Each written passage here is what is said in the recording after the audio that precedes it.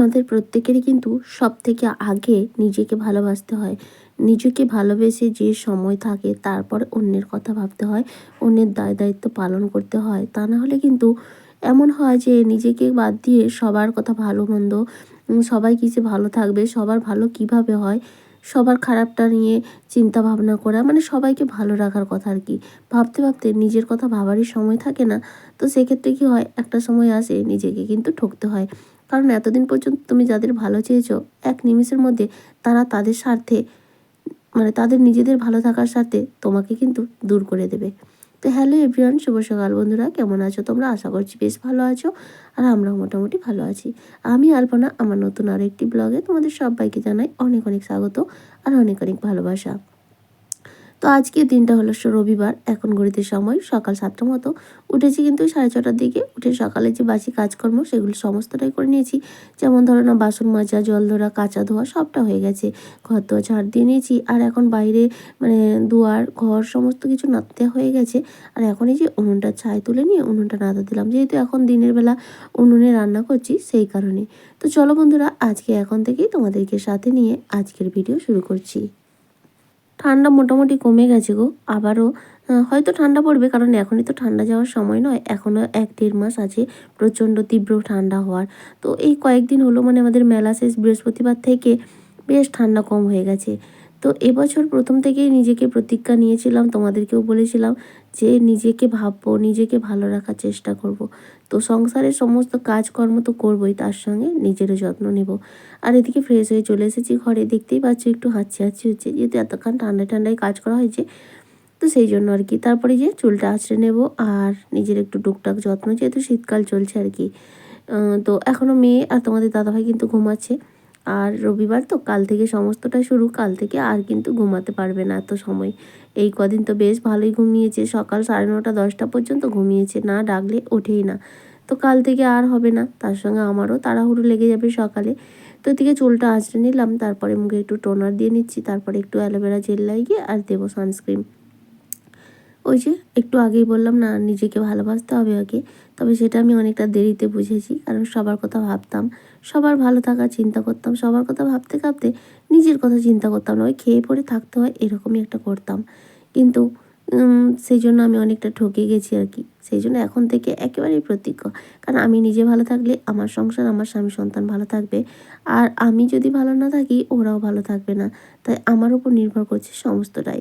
তাই আমি নিজেকে অনেক বুঝিয়েছি, অনেক শক্ত করে নিয়েছি এবং অনেকটা মানে পরিবর্তন করে নিয়েছি বলতে পারো নতুন বছরে নতুনভাবে। তোমাদেরকে সাথে নিয়ে এইভাবে এগিয়ে যেতে চাই। তোমাদের ভালোবাসা ও আশীর্বাদ অবশ্যই আমার পাথেয় জীবনে কাম্য। কারণ তোমাদের ছাড়া আমি এক পাও এগোতে পারবো না। প্রত্যেক দিনের মতো সংসারের কাজকর্ম তো থাকবেই।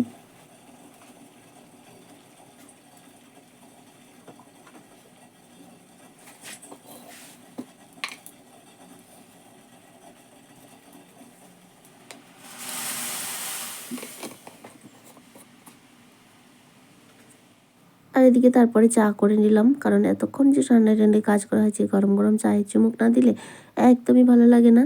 তো মেয়েকে ডাকছি, ও তো উঠছে না, ওর জন্য চা একটু রেখেছি, তবে ও খাবে দুধ চা।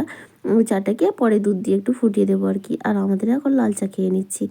চা বিস্কুট খেয়ে চলে আসলাম ঘরে, ওরা উঠে পড়েছে।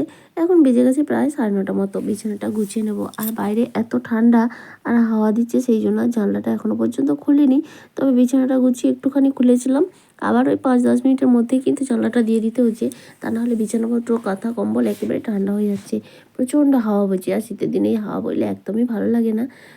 তো যাই হোক, ওদিকে মশারিটা গুছিয়ে নিলাম আর এদিকে এখন বালিশগুলো গুছিয়ে কম্বলটা গুছিয়ে নেবো। আর লেপটাকে না প্রয়োজন লাগছে না, সেই জন্য সেই ঘরের বিছানার মধ্যে রেখে দিচ্ছি। ভেবেছি তুলে দেবো, কারণ প্রয়োজন হয় না। এই ব্ল্যাঙ্কেটের মধ্যেই ভালো গরম হয়, লেপ আর প্রয়োজন হয় না। ওই যে ভাইয়েরা এসেছিলো, ভাইয়ের বউরা এসেছিলো, সেই জন্যই বের করেছিলাম। আর তারপরে আর ভাবছিলাম ঠান্ডাটা পড়েছে দুটো ব্যবহার করব, কিন্তু দেখছি না, লাগছে না। আর এই ঘরটা না রাতের বেলা বেশ ভালো গরম হয়, দরজা জানলা বন্ধ থাকে তো বিকেল থেকে। রাত্রে কিন্তু সুন্দর গরম হয়, ঘর থেকে আর বেরোতে ইচ্ছা করে না। মানে সকালবেলা যখন ঘুম ভাঙে, অ্যালার্ম দেওয়া থাকে তো, তখন মনে হয় না যে বেরিয়ে পড়ি। তখন মনে হয় আরও একটু অন্ধকার থাকলে ভালো হতো না।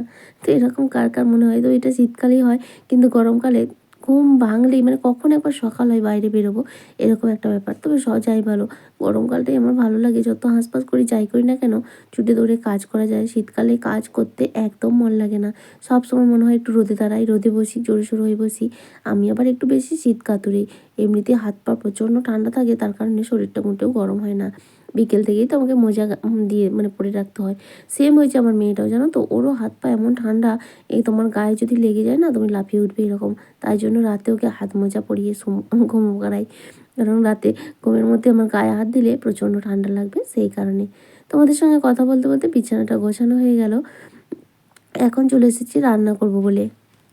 মাঝে অনেকটা সময় চলে গেছে, সকালের খাওয়া দাওয়া করেছি আজকে না বেগুনি, তারপরে হিংচে, বেগুনি নয় সরি ভুল বললাম, হিংচে আর মাশরুম ভাজা হয়েছিল বেসন দিয়ে। তো সেই দিয়ে খাওয়া দাওয়া করে নিয়েছি। আর এখন উনুনটা ধরাবো, সেই জন্য হাঁড়িতে কড়াইতে একটু ছাই দিয়ে বুলিয়ে দেবো, তাহলে কালিটা তুলতে সুবিধা হয়, বেশি মাজা ঘষা করতে হয় না আর কি। আর ভীষণ ঠান্ডা লাগছে, মানে গা থেকে চাদরটা খুলেছি যেহেতু উনুন ধরাবো, সেই জন্য কিন্তু মনে হচ্ছে না যে চাদর খুলে কাজ করি। তো আজকে রান্না করব মাশরুম, ডাল আর উচ্ছে আলু ভাজা। সমস্তটাই কেটে কুটে রেডি করে নিয়েছি। এখন একদিকে উচ্ছে আলু সেদ্ধ বসিয়ে দেবো, আর একদিকে ভাত বসিয়ে দেবো। তো উনুনে দুদিকে দুটো হবে, তাড়াতাড়ি রান্নাবান্না কিন্তু আমার হয়ে যাবে। এদিকে উনুনটা করে বেশ ভালো সুবিধাও হয়েছে কিন্তু।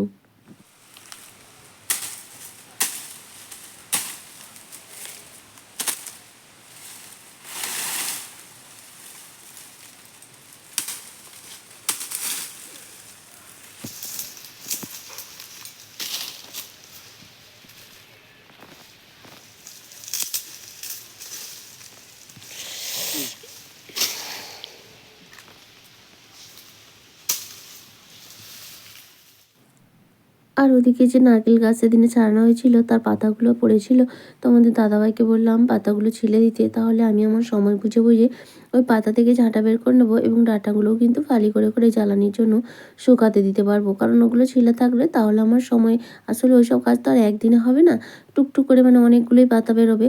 তো সেগুলো মানে ঝাঁটা বের করতে অনেকটাই সময় লেগে যাবে বা অনেক দিনও লেগে যেতে পারে আর কি।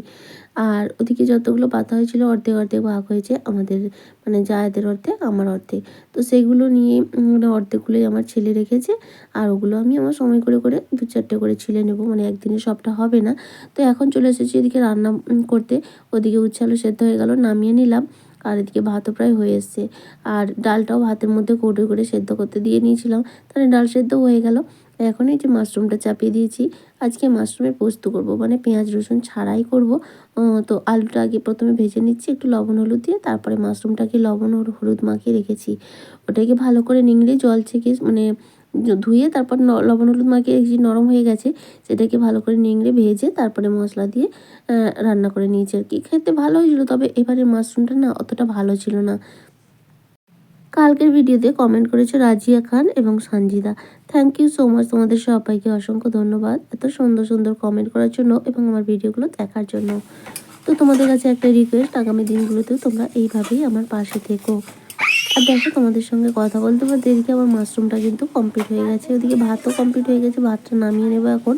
আর মাশরুমটা হয়ে গেলে উচ্ছে আলু ভেজে নেবো, সবশেষে ডালটা কিন্তু ফোড়ন দেবো। ওইদিকে ভাতটাও এখন নামিয়ে ফ্যান ঝাড়তে দিয়ে নেবো। এরপর স্নান টান রয়েছে। তো সকালে প্রচুর কাচাকাচি করেছি, সেগুলো শোকায়নি। ভেবেছিলাম দুপুরে আরও কিছু কাচবো, কিন্তু রোদের যা বহর, একটা জামা কাপড়ও শোকায়নি এখনও পর্যন্ত, তাই আর কাচা ধোয়া করলাম না। তারপরে দেখা হচ্ছে একেবারে বিকেলবেলা, দুপুরে খাওয়া দাওয়া সেরে নিয়েছিলাম, তারপর সবটাই অফ ক্যামেরায়।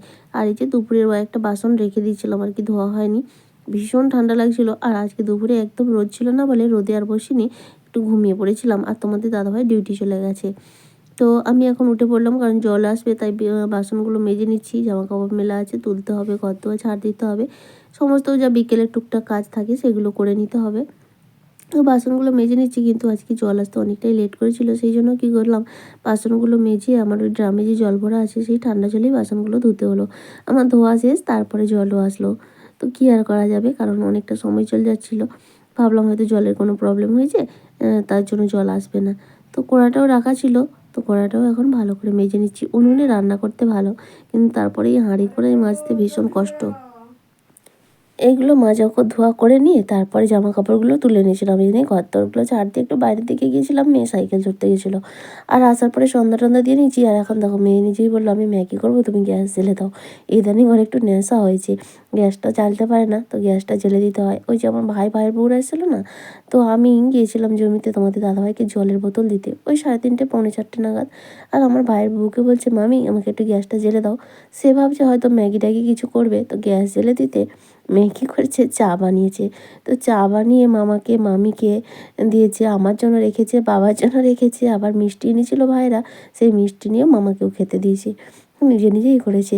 তো এগুলো কিন্তু ভীষণ ভালো লাগে মাঝে মধ্যে, যে না মেয়ে হয়েছে, মেয়েরা সত্যি ওই জন্যই লোক মেয়ে চায়। মেয়েরা একটু হলেও মায়ের কথা ভাবে, মায়ের মতো হতে চায়।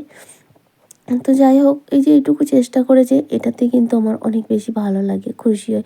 আর পারুক না পারুক, কেউ যদি কোনো কাজে আগ্রহ সহকারে এগিয়ে যায় না, ভীষণ ভালো লাগে। তো তারপরে দেখো এখন অনেকটা রাত হয়ে গেছে, মেয়েকে একটু পড়ালাম, তারপরে গান প্র্যাকটিস করিয়েছি। এই যে বাসনগুলো দুপুরে ধুয়ে রাখা ছিল, সেগুলোই মানে দুপুরে, সকালের, বিকেলের সমস্ত বাসন ধুয়ে জল ঝরানোর জন্য রাখা ছিল, সেগুলো এখন গুছিয়ে নিচ্ছি। এরপর রাতে রান্না বসাবো। রাতে রান্না বলতে শুধু আলু সেদ্ধ দেবো, দুপুরে ডাল রয়েছে। তাহলে চলো বন্ধুরা, আজকের মতো এটুকুই, আবারও দেখা হবে। সবাই খুব ভালো থেকো, টাটা।